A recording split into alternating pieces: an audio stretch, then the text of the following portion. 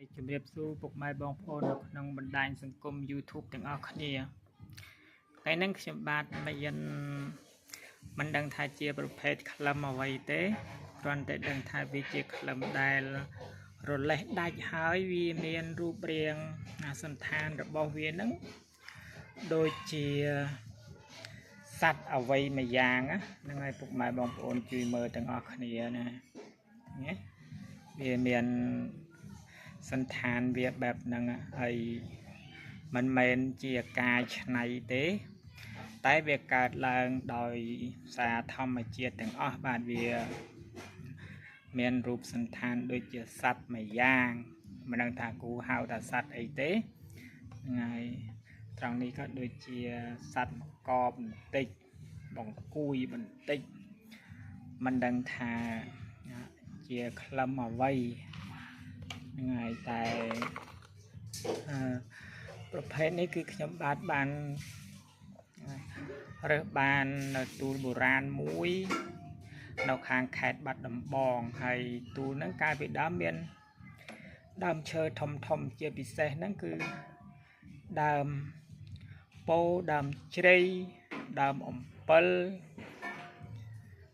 ហើយមិនដឹងថាវាជាក្លឹមអ្វីទេកាលនោះមានទាំងដើមស្នូលធំនៅទីនោះផងបន្ទាប់ពីកន្លងទៅបានច្រើនឆ្នាំ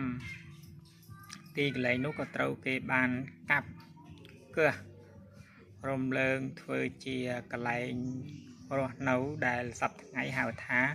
ភូមិប្រឡាយថ្ងៃនៅក្នុងស្រុកមោងឫស្សីខេត្តបាត់ដំបងគឺនៅតំបន់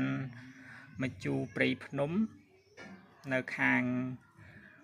ចិត្តភូមិសំឡូតដែលគេហៅថាទូលធំហ្នឹងហើយជាប់ព្រះអណ្ដូងឡើងទៅលើទៀតមជូរខ្សាច់សទៅលើទៀតរហូតទៅដល់ភ្នំបាសាក់ភ្នំបាសាក់ម្ដុំអាងលងក្របីហ្នឹងហើយអាងលងក្របីហ្នឹងថ្ងៃមុនក៏បានទៅដល់ដែរទៅរត់ថ្មធម្មជាតិបានមកប្រហែលដុំ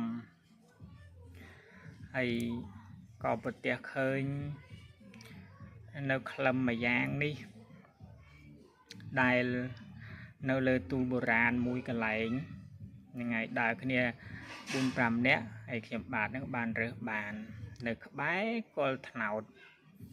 ដែលគេបានកើសរំលើងចេញ